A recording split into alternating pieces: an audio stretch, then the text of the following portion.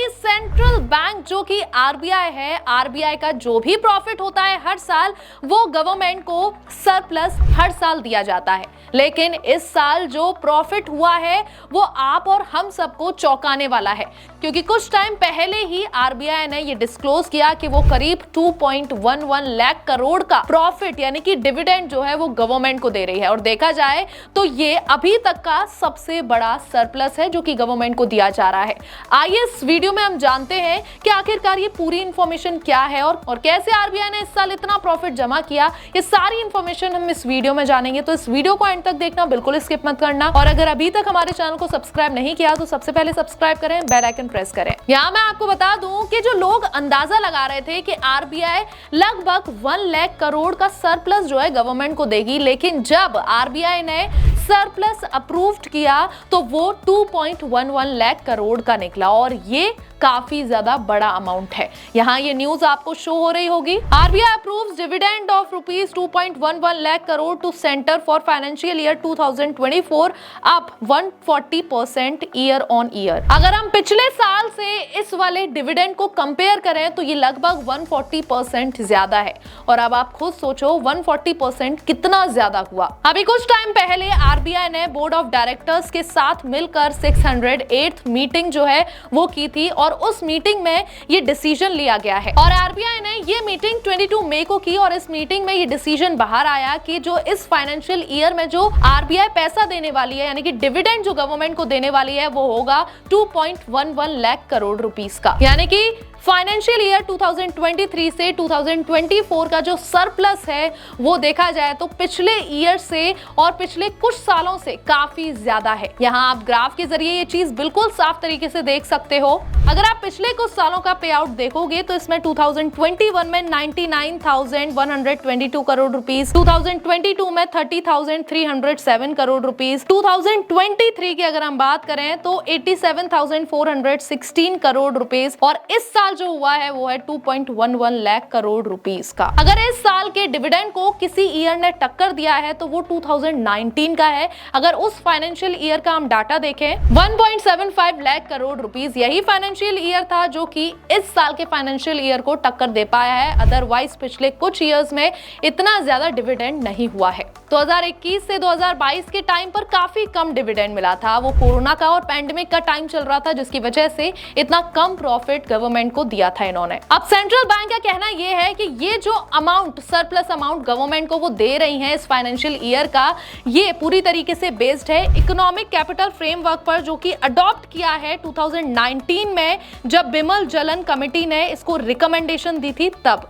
अब देखा जाए तो ये अमाउंट अब गवर्नमेंट के पास गया। अब यहाँ इलेक्शन का टाइम चल रहा है। अब जो नई सरकार बनेगी उस सरकार का इसमें काफी ज्यादा फायदा होगा क्योंकि ये अमाउंट उन्हें मिल गया है और इससे वो काफी चीजें देख सकते हैं आने वाले टाइम में। अब यहाँ क्वेश्चन ये उठता है, आप सबके दिमाग में भी ये क्वेश्चन आ रहा होगा कि आरबीआई ये सरप्लस जो है गवर्नमेंट को क्यों देती है? आरबीआई खुद क्यों नहीं रखती इस सरप्लस को? जो प्रॉफिट उनका हुआ है आरबीआई को खुद रखना चाहिए।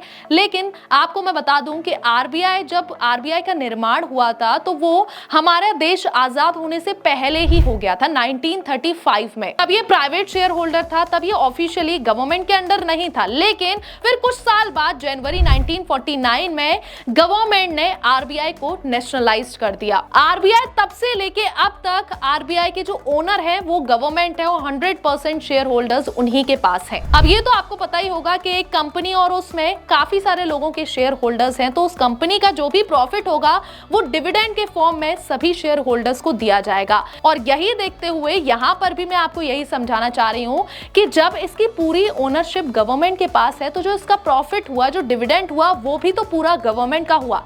इसीलिए यहाँ पर आरबीआई पूरा अमाउंट जो है सरप्लस अमाउंट वो गवर्नमेंट को दे रही है। यहाँ तक कि reserve bank of India act 1934 में जो सेक्शन 47 है उसमें एलोकेशन ऑफ सरप्लस प्रॉफिट लिखा हुआ है कि आरबीआई गवर्नमेंट को पूरा सरप्लस ट्रांसफर करेगी। यहाँ एक और मैं आपको बता दूं कि गवर्नमेंट की जो एक्सपेक्टेशन थी वो 2.11 लाख करोड़ रुपीस की नहीं थी, उनकी एक्सपेक्टेशन तो काफी कम थी, लेकिन आरबीआई ने उनकी एक्सपेक्टेशन से काफी ज्यादा डिविडेंड दिया उनको। अभी ये जो इंटरिम बजट आया था 1 फरवरी को, जो फाइनेंशियल ईयर 2024 से 25 तक, इसमें गवर्नमेंट ने जो डिविडेंड का बजट लगाया था वो था 1.02 ट्रिलियन यानी कि 1 लाख करोड़ का। तो जो गवर्नमेंट ने एक्सपेक्टेशन की थी उससे काफी ज्यादा हाई अमाउंट जो है आरबीआई गवर्नमेंट को दे रही है। अब यहाँ पर आरबीआई कैसे प्रॉफिट कमाती है, तो कई सारे प्रॉफिट के तरीके हैं जिसकी वजह से आरबीआई काफी ज्यादा पैसा कमा पाती है। जैसे कि फॉरेन रिजर्व्स हो गए, उनके जरिए भी वो पैसा कमा पाती है। अगर डॉलर के प्राइस हाई हो रहे हैं तो इसमें चांसेस हैं, अगर हमारे पास डॉलर ज्यादा है तो वहां पर भी हम काफी अर्निंग कर सकते हैं। इसके अलावा जो आरबीआई नोट प्रिंट करती है, मान लीजिए अगर 500 का नोट प्रिंट कर रही है आरबीआई, तो उसमें से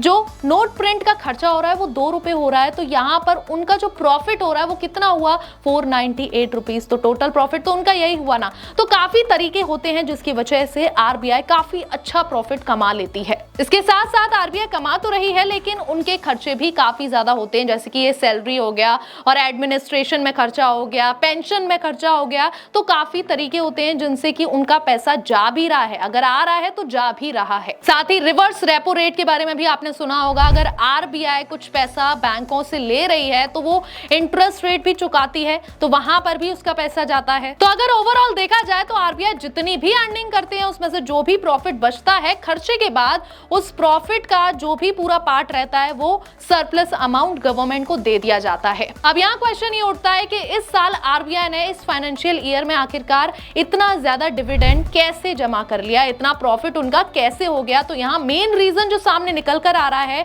वो है interest earnings from the RBI foreign exchange assets. जैसे कि फॉरेन एक्सचेंज की बात करें, डॉलर हो गई, ऐसी करेंसी पर उनको इंटरेस्ट रेट के फॉर्म में काफी ज्यादा अर्निंग हुई है। और ये तो हमको पता ही है कि पिछले साल यूएस की फेडरल बैंक ने क्या किया था कि इंटरेस्ट रेट को काफी ज्यादा हाई कर दिया था। जैसे हमारे यहाँ रेपो रेट होता है वैसे ही यूएस में भी उसी तरीके का होता है, जिसमें कि इंटरेस्ट रेट उन्होंने काफी हाई कर दिए थे, जिसकी वजह से डॉलर इतना ज्यादा स्ट्रांग हुआ और डॉलर की वैल्यू इतनी बढ़ी। अब जब यहाँ पर डॉलर की वैल्यू इतनी बढ़ी तो डॉलर के फॉर्म में जो इंटरेस्ट हमें मिल रहा था, जिसकी वजह से आरबीआई ने काफी ज्यादा प्रॉफिट कमाया और अर्निंग की। तो ये थी पूरी इंफॉर्मेशन कि कैसे आरबीआई ने इस फाइनेंशियल ईयर में इतना ज्यादा प्रॉफिट अर्न किया और वो पूरा डिविडेंड उन्होंने गवर्नमेंट को दिया। अब आने वाले टाइम में हमें ये पता लग जाएगा कि सरकार इस पैसे को किस तरीके से यूज करेगी, आगे किन किन चीजों में, डेवलपमेंट के काम में लगाएगी या नहीं लगाएगी। और साथ ही अब ये तो हमें पता चल ही गया है कि गवर्नमेंट जो है वो बन चुकी है। अब देखना यह है कि वो किस तरीके से इस मनी को मैनेज करती है और यूज करती है। आपका क्या कहना है इस वीडियो पर कमेंट बॉक्स में जरूर बताइएगा। तो ऐसी और इंटरेस्टिंग और इन्फॉर्मेटिव वीडियोस के लिए हमारे चैनल को फॉलो करें, सब्सक्राइब करें और ये वीडियोस अपने फैमिली और फ्रेंड्स के साथ जरूर शेयर करना, जिससे कि उन्हें भी पता चले कि आरबीआई यानी कि हमारी सेंट्रल बैंक कितना ज्यादा अर्निंग कर रही है और वो प्रॉफिट गवर्नमेंट को प्रोवाइड कर रही है। Thank you so much.